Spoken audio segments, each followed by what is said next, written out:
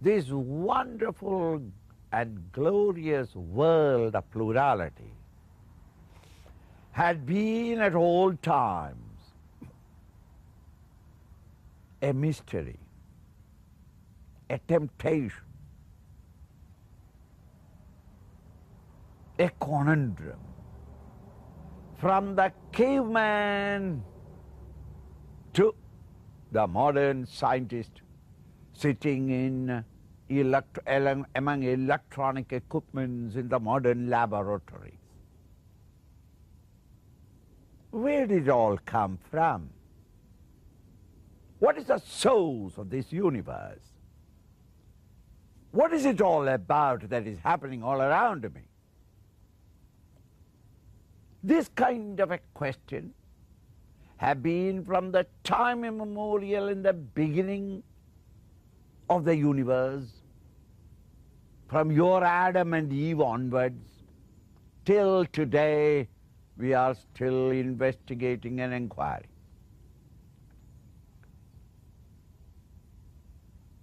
Sometimes our inquiry went into mysticism and religion, sometimes to superstition, sometimes to facts, but nowhere there is total satisfaction because man wants to understand the world. This problem is not among the animals. Therefore, philosophy or religion has never troubled the animal kingdom. It's only when you become the intelligent human being that he starts this investigation, this inquiry, this curiosity to understand the world outside, and 100 questions rise in the bosom of every individual, whether you are religious or not, whether you are scientific or not, you are an intelligent human being, the questions cannot be avoided. It is this questioning ability in the human intellect that has brought about all the so-called progress in the material world outside. From the caveman to the modern man, the progress that we have made are all contribution of this human intellect's investigative anxiety to know, understand the world outside. All the objective scientists of modern times are glorious people, but limited in their approach to this problem. None of them are able to really find out what is the fundamental. It's not their fault. They were trying to understand it with their intellect, because that is the only toy that has been provided by nature to the human beings. And we were fascinated by that toy, and just as a child, when he gets a teddy bear first, he can't even sleep without the teddy bear. For a few days, nothing but the teddy bear, day and night.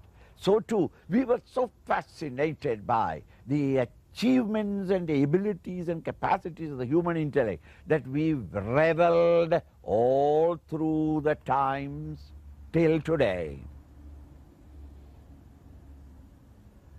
Intellectual investigation, observing the factors, codifying the observations, systematizing those observations, and this is called a science, systematized knowledge. Millenniums are passed playing with the intellect. Now and then we find a spark of a unique mode of knowing through intuition, whom we call as the saints and the sages and the prophets. But they are all rejected, because man finds that the science is more useful than philosophy. Thus jogged on, we came up to this point. In fact, pictorially, if you think about it, I conceive that an old man and an old lady were coming hand in hand, married for millions of years, state and religion, philosophy. They were coming along, and that somewhere in the late 18th century or the early 19th century, a buxom young girl, jumping and tripping from the side of the mountain, ran into the road, and the old man, the state, got fascinated by her vigor, and he stopped wondering. And she held him by the hand, and together they started going about. Remember, the man is old. The young girl is full of energy and vitality. Skipping and dancing, she is running forward. And the poor old man pantingly trying to maintain her, the hold upon her. Thus, science and state started moving.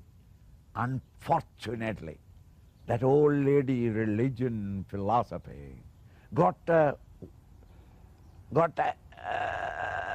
angry with the old man, and she stopped at that point and never followed them. Now the state, the governments of the world, the modern man is confused and confounded, exhausted and fatigued, and the science is still dragging him forward, and he is regretfully looking backward. Where is that old lady who knew all that I want and who can only serve me properly? I am exhausted, I am tired, and looking back. You can't even see her because she has become a speck in the distance because she never followed him. Religion stopped there where science started.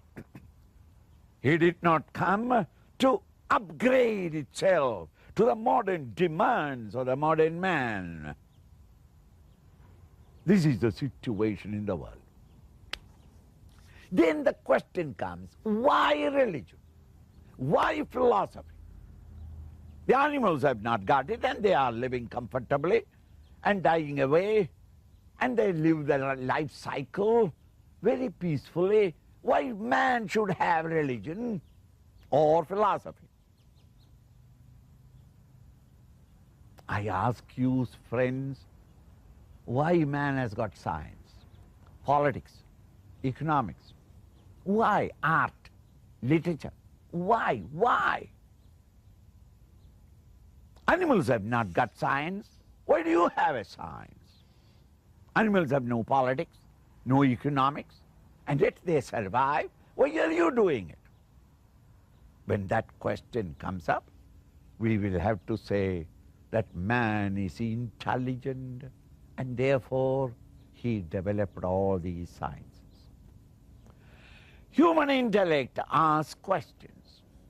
Animals don't ask questions.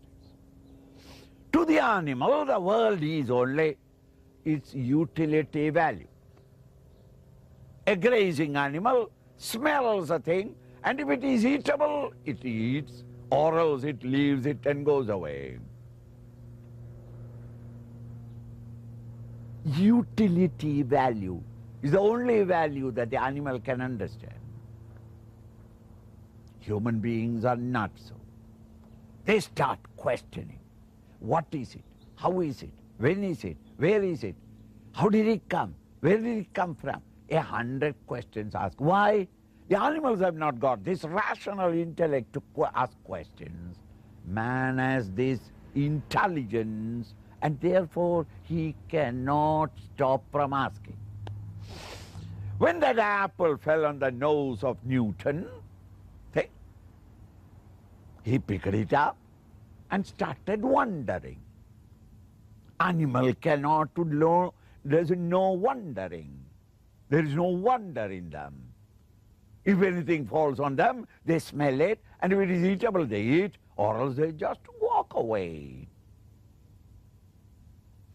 It's only utility value. Newton started looking at it and wondering. Let us suppose, dramatize it. Some of his friends came and said, "Hi, you are sleeping here outside? What is it that in your hand?" He said, "It's an apple." "Then what are you looking at it? If it is good, polish it and eat it. If it is bad, throw it away." Newton says, "Yes, I can do that, but I want to know." "What do you want to know about an apple?" "Know why it came down." Is it not, my friends? Such a question an animal will not ask. Or animal, like human beings, also will not ask the question. Because to them also, majority of mankind, the world is only for his utility. If it has no use, he has no concern about it. A scientific mind, a well-developed intellect, rational intelligence wants to know it. The crowd that is around, or the friends that are around Newton, must have laughed at him. "What are you talking? Why do you want to know why it came down? It has been coming down from time immemorial. And your great-grandfather never asked the question, grandfather never asked the question, your father never asked the question. We decent people are not asking that question. Why is it that you are asking?" Maybe you have got something wrong with it. Newton accepts, "Yes, I think something is wrong, but I want to know." Recently his biography has come out, and it appears that 22 years he struggled before he discovered that everything is attracted towards the center of the earth, the gravitational force. In the same way, all the various branches of science developed. Inquisitiveness, a sense of wonderment. But in all of them, the scientist was fascinated by a limited area. The sun and the moon and the stars, astronomy and astrology developed. Another one is fascinated by the plant kingdom, botany started. Another one was fascinated by the living beings, the zoology developed. Others wanted to know what is in the earth, geology developed. Others wanted to know what is in the ocean, oceanology developed. Thus various sciences developed. The art of governing the world, politics developed. How to develop the wealth of the nation and how to increase it and how to distribute it with equity, economics developed.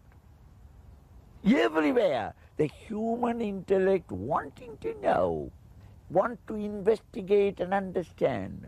It is this urge in the man that developed all the various sciences. Now then, friends, when a science is thus developing, or you try to understand things intellectually, when you really go into the depths of it, all scientific researches all over the world till this day, the inquiry is, what is the cause of an effect observed? Cancer research is a painful disease and death, and we have no defense, and therefore they are doing research everywhere around the world. Whether you can afford it or not, developed nations, underdeveloped nations, developing nations, all of them are trying to do research. What is the research? Take away all the technological names. What is left over is only, we are trying to find out what is the cause for cancer. Causation hunting is the only preoccupation of the human intellect. Rational intellect investigates into things, searching for the cause of things. In the 19th century, the great killer was malaria. They did research. What do you mean, research? They tried to find out what causes malaria, and once they have discovered the malarial germs in the bloodstream and found the quinine is the antidote, Today we claim that we have conquered malaria. One day cancer, we will understand the cause for the cancer. And once we know the cause and learn to destroy the cause, the effect is controlled. When the great rishis of the Vedic period found this cause-effect relationship, in Sanskrit is called karya-karana sambandha, they found that it is universal. In the past people were using it, in the present we are using it, in the future we will be inquiring in the same cause-effect relationship. It is true of all people all over the world, in all languages. Every moment we are inquiring into the cause of things, in understanding the effect. Therefore they said, it is a universal thing, let us inquire into it. When they tried to understand thus the cause of this universe, what is it that ultimate reality from which the world has emerged out? They miserably failed. The great rishis, not only the public, but even the great rishis, completely, miserably failed. And as scientists, remember, in science there is no failure. The failure of earlier generations becomes the stepping stone for the future generation to walk into the truth. Thus, 20th century there is a large amount of discoveries, all based upon 18th and 19th century failures. Therefore they avoided those and thus discovered that in science there is no failure. The great rishis recorded in the Rig Veda. They had declared that we tried our level best to understand the cause of this universe. We could not. Edo vajo nivartande aprapya manasa saha. I am quoting this not that you will understand it, but just to make you understand that I am not bluffing. It is the Vedic declaration. This great truth appears to be beyond my abilities, sense abilities to observe, or the mental abilities to conceive. It is something beyond my faculties that are available to me in my present state of evolution. Modern science would have then kept quiet, would have said that it is impossible to know. In modern science too, it is an accepted tradition or methodology that when direct method is not available, indirect methods of investigations are undertaken. Before we send the rocket to the moon, we had no knowledge of what is the climatic condition there, or no such definite information. There is no way to know it. And without knowing that data, we can't afford to put man on the moon. It is at that time we discovered, or science brought out the idea of the Sputnik. We sent out the Sputnik, collected as much data as possible, and using that data, we manufactured the dress and other things of for the safety of the traveler, and we put man on the moon. When direct method is not available, indirect methods are acceptable in scientific investigation. The great masters of the Vedic period, when they found that their faculties at this moment of their evolution are not capable of investigating into the cause of this entire cosmos, they said, we will start an indirect investigation. Why is it that every human intellect in every part of the world from during all the periods of history was always asking, what is the cause of every effect? So then they started a deep and exhaustive study of cause-effect relationship. As a result of this investigation and study, they reduced their entire data into 3 laws of causation. 3 laws of causation.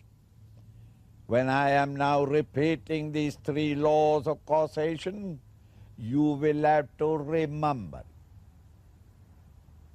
If you are preoccupied with something else, you better stop it and go there and finish it and come back.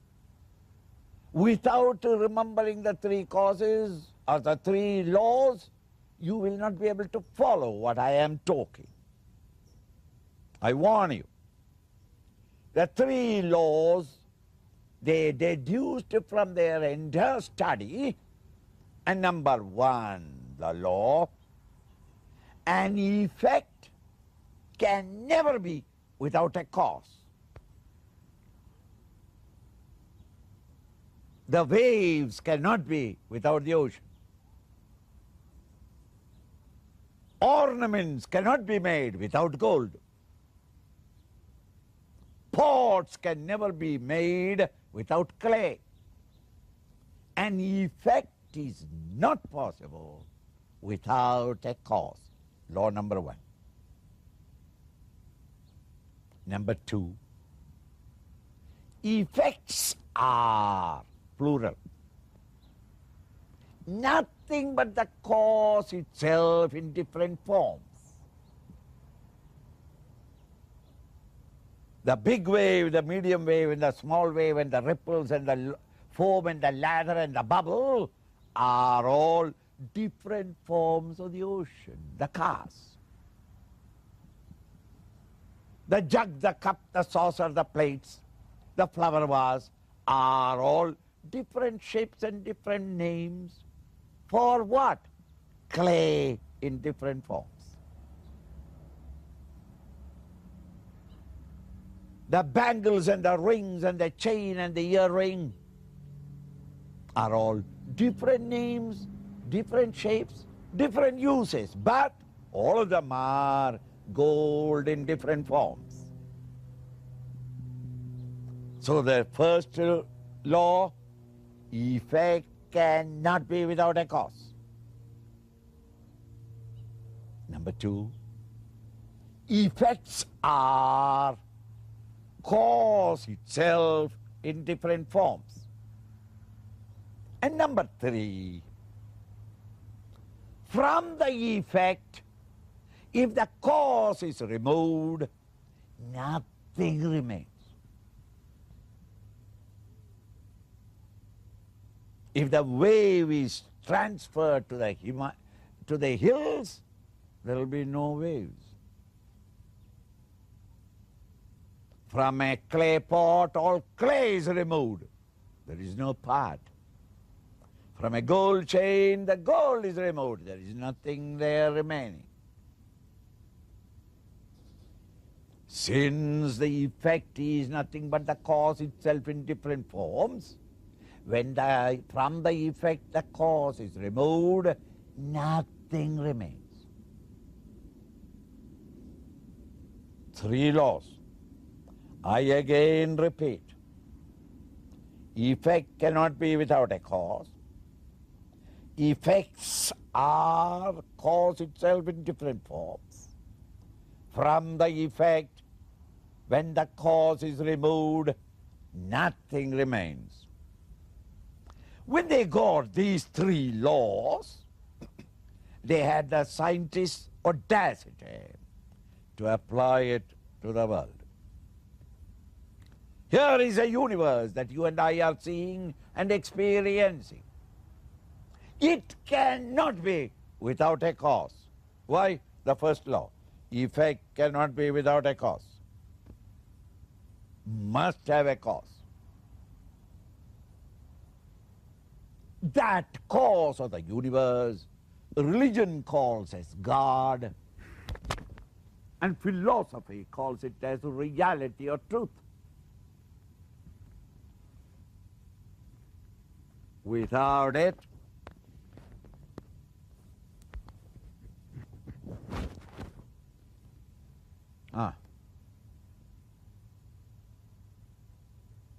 this Swamiji, we have heard that there is a God and God created the world. But what our doubt in the modern time is, who is God? Where is God? What is God? Is he a man or a woman? Oh, all sorts of worries and anxieties. And why did he create? And how did he create? And when did he create? 1,000 questions. These students of the Vedic period asked all these questions to the teacher. The teacher only cried out, Shanti, Shanti, Shanti. Peace be, peace be, peace be. Why? Unless the mind is peaceful, you cannot rationally think. Excited mind has no capacity to logically think. He said, let us apply the second law. Let us apply the second law. Effects are nothing but the cause itself in different forms. Therefore, our assumption that God is above the clouds, that he, like a manufacturer, is manufacturing things and pushing it into the world, is absurd, illogical. It's a falsehood. It's a superstition. The effect cannot be separate from the cause, and therefore the Lord, the God, one without a second, when he created the world, he must have created from himself the entire universe of names and forms, the mineral world, the plant, animal and human, everything that you are seeing here are all nothing but he in different forms. Just as in a pottery shop, whatever size and shape and color the pots be, all of them are permeated by clay. In the jeweler's shop, everything there, whatever be the shape and the use, they are all nothing but gold in different forms. Similarly, whatever that you are seeing, hearing, smelling, tasting, touching, in this world of plurality, the entire objective world is nothing but that supreme cause in different forms. Carefully. Let it sink into you. This cannot be demonstrated. It is a subjective science. Think for yourself. If thus that Lord is permeating everything, just as clay pervades all pots, just as ocean pervades all waves, gold pervades all ornaments, if he, the unknown, the cause of the universe, is right here in the very world of plurality, very democratic Lord, not a tyrant who is sitting there above the clouds, manufacturing and sending us here, but he is with us. He pervades everything, including you. Maybe you are an atheist, but even an atheist who may say that I don't believe in God, he is able to express that because of the grace of God. This Lord, the God, is in everything, in a unicellular organism, to the highest saint and prophet and genius in science and art and literature. Every one of us is enlivened by his presence. Swamiji If God is thus all-pervading, everywhere, pervading everything, where is He? What is He? The rishis smile in their wisdom and congratulate you for asking this stupid question, because stupid people in their ignorance can only ask stupid questions. And he says, don't get excited, let us apply the third law. I hope you remember the third law. The first law was an effect cannot be without a cause. The second was the effects are nothing but the cause itself in different forms. The third was from the effect when the cause is removed.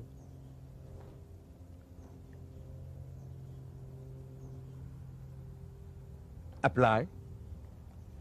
What is it that is pervading all of us, plant, animal and human?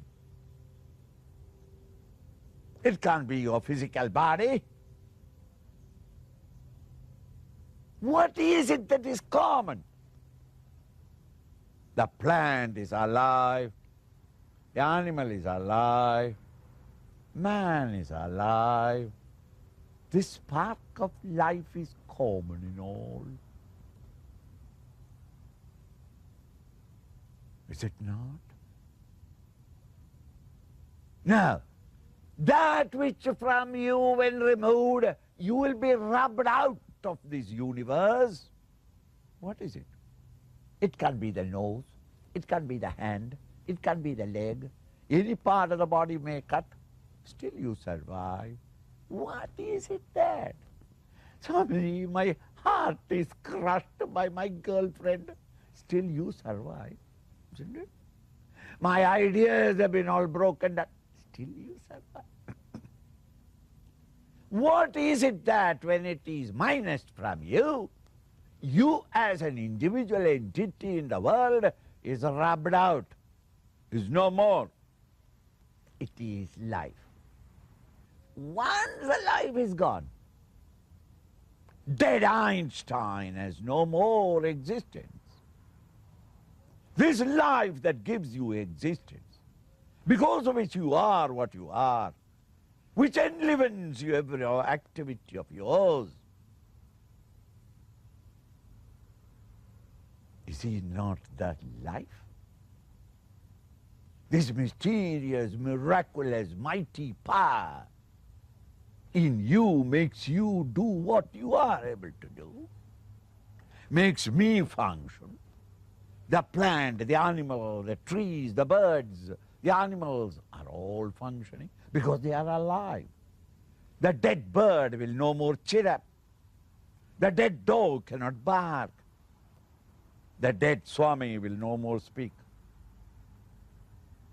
Think. Then who and what is this mighty power? It is life. And this life in me is alive everywhere. The electricity in this bulb, which is now blinking into me, is the electricity around the world. There are not Chinese electricity different from Russian electricity and American electricity. No, electricity is one everywhere. It expresses through all electrical equipment. Life is one.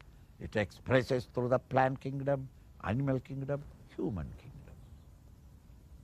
Everywhere it expresses itself.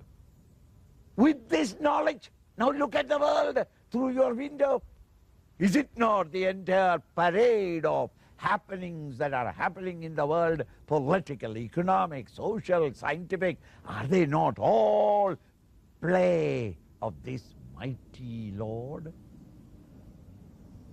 Why shouldn't we call him the Lord of the universe? Minus him, there is no universe. Minus life, this world itself has neither progress, nor science, nor knowledge. Why? The planet itself will be called a dead planet. All that you are seeing, this is scintillating life that is seeing all around. all his play through the various equipments, no doubt. This one mighty presence, which is expressing through all living beings, at all times, this they called as the reality, the truth.